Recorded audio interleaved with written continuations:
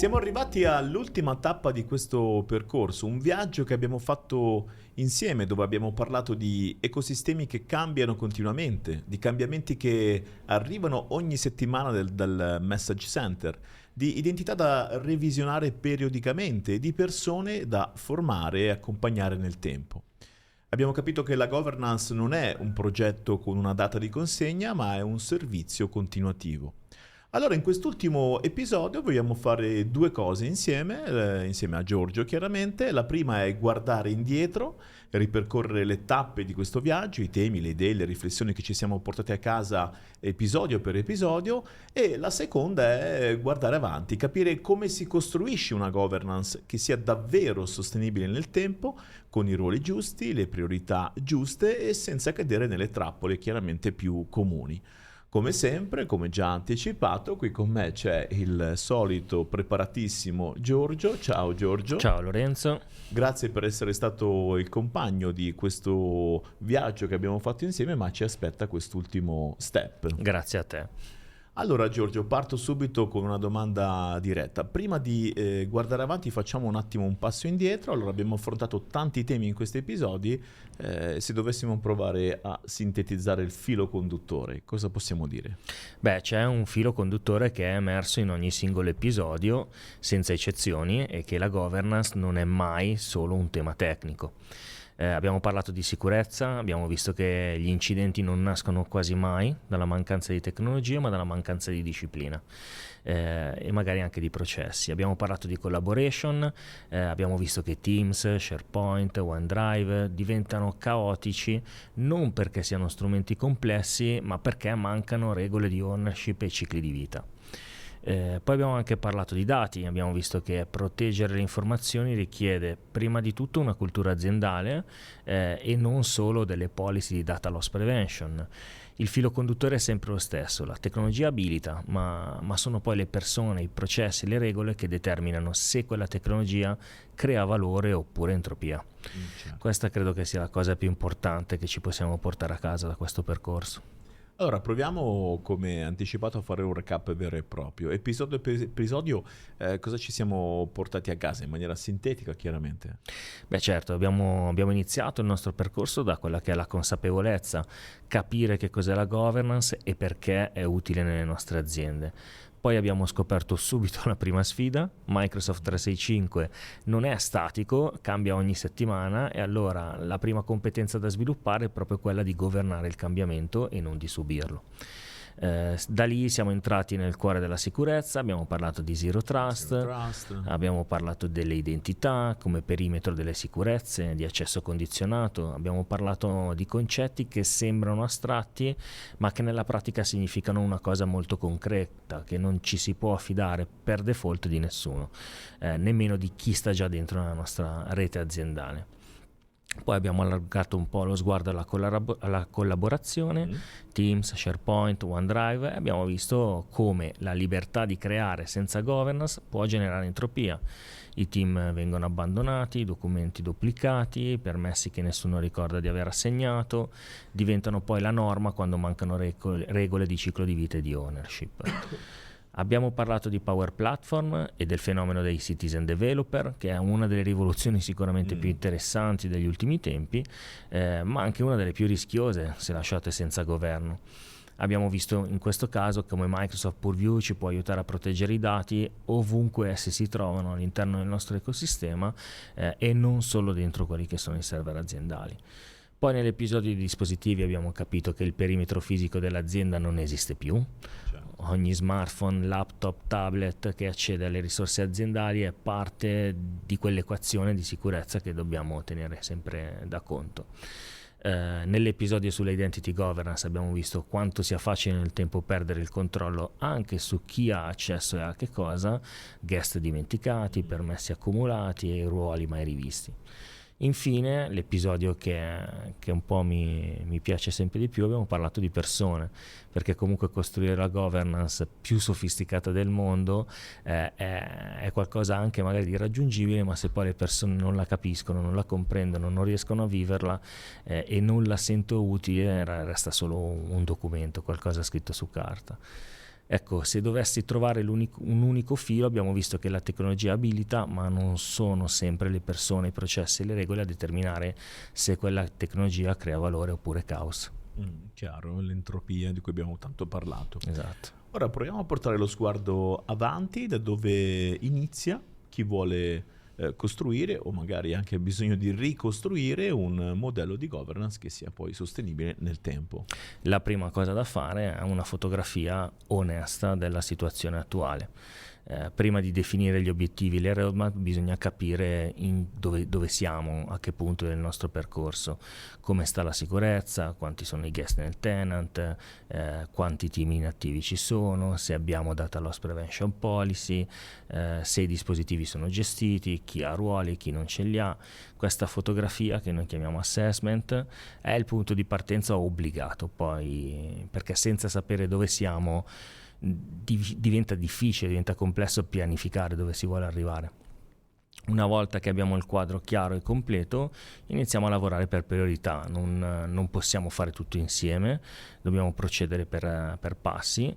I primi normalmente sono sempre gli stessi, quindi partire dal mettere in sicurezza le identità, trovare un modello di accesso comune, fare ordine sui guest, definire le ownership chiare per tutti i contenitori collaborativi, quindi siti SharePoint e i Teams. Piccoli passi però concreti, ogni passo poi ci aiuta a ridurre quello che è il rischio e iniziamo a costruire fiducia interna all'IT ma anche verso il business. Chiaro, e queste sono tutte le condizioni sine qua non per iniziare poi una vera e propria adozione. E che ruoli servono? Ce lo siamo già detti, ma siamo qua per riprovare a rifare chiarezza. Che ruoli servono per sostenere questo modello nel tempo? Serve un team dedicato? Ce lo siamo chiesti? Non necessariamente un team dedicato, però serve chiarezza sui ruoli. Uno degli errori più comuni è pensare che la governance sia una responsabilità esclusiva dell'IT, però non lo è, o meglio, non può esserlo. L'IT gestisce gli strumenti, definisce le configurazioni, monitora i sistemi, però la governance riguarda anche i dati, i processi e le persone. E questo richiede anche il coinvolgimento comunque di persone di business.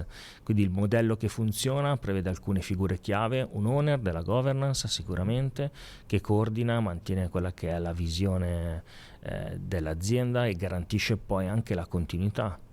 Alcuni referenti di sicurezza e compliance devono essere a bordo all'interno di questo team e owner di processo nelle singole aree di business. Lo strumento più utile per formalizzare tutto questo chiaramente è una matrice RACI, chi decide, chi implementa, chi approva e chi comunica. Non serve un documento da conservare in un cassetto, ma è uno strumento vivo che viene rivisto quando cambiano le persone oppure le priorità. E anche le priorità.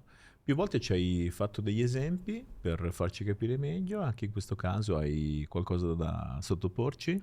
Sì, recentemente abbiamo vissuto una situazione molto carina da raccontare insieme al mio team, li chiamiamo simpatica. Un paio di anni fa per un'azienda cliente abbiamo fatto un lavoro davvero molto importante per fare in modo che si potesse avviare un modello di governance. Siamo partiti dall'assessment, come detto anche prima, abbiamo identificato quali remediation implementare, una buona parte di queste sono anche state implementate, tutto perfettamente documentato, tutte le policy definite. Perfetto, allora. Sì, abbiamo fatto un lavoro veramente eccezionale, abbiamo configurato a modino tutto, ruoli assegnati. Dov'è la parte simpatica? La parte simpatica è che poi la governance è stata lasciata nel cassetto ed è successa la cosa più normale del mondo.